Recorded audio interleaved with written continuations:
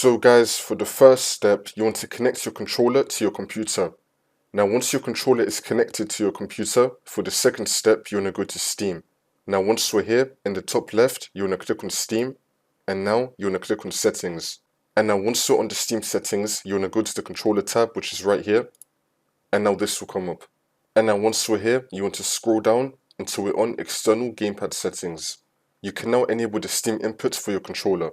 Now for me, I'm using an Xbox controller and it works straight away. I don't need to turn on anything. But in your case, let's say you're using like a Switch controller, you can turn this on. And if you're using any other controller, you can enable Steam input for generic controllers. If you are using an Xbox controller and for some reason it's still not being detected, then you can enable Steam input for your controller. But for me personally, my Xbox controller works without even turning this on. So now once you turn on your input, you can now scroll up and you can select Begin Test. And you can now test out your inputs. See if your controller is working or not. And we can go back. And you could also set calibration and advanced settings. But for me personally, I just keep it how it is on the default.